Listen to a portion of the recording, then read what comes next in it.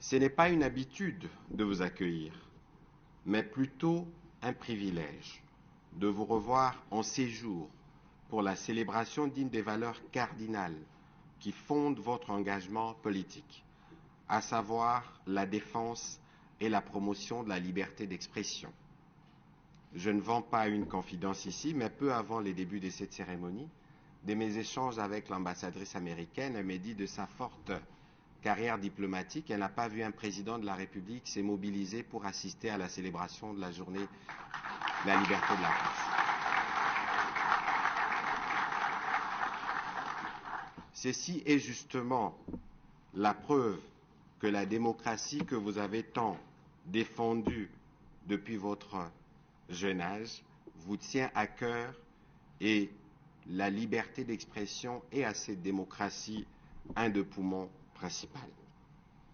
De votre dernier discours devant nous, à l'occasion de la clôture des États généraux, j'ai retenu une formule que plus d'une fois vous avez mentionnée, le dire et le faire. Et dans le même discours, vous avez pris l'engagement de vous impliquer pour la célérité et l'adoption de nos textes. Aujourd'hui, avec la promulgation de la nouvelle loi sur la presse, c'est chose faite. Excellence, Monsieur le Président de la République, vous l'avez dit et vous l'avez fait.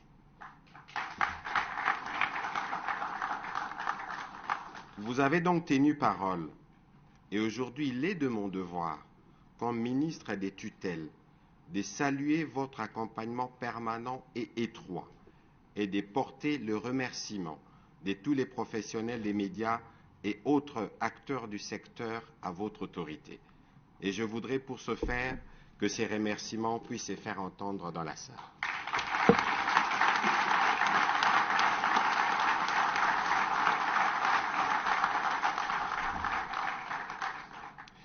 Vous pouvez considérer qu'avec l'entrée en vigueur de cette loi, vous n'avez pas seulement bétonné, comme l'aiment le dire les Quinois, mais vous avez posé une fondation solide sur laquelle s'est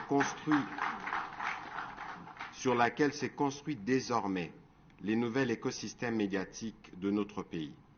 La célébration de cette journée constitue aussi un moment de retrouvailles de ceux qui, depuis la tenue des États généraux de la communication et des médias, travaillent dans un élan d'unité pour la mise en œuvre de chacune de nos recommandations.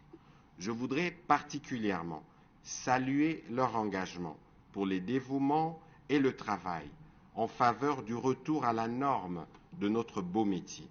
En même temps que je voudrais saluer nos partenaires ici représentés qui nous accompagnent dans ce travail quotidien.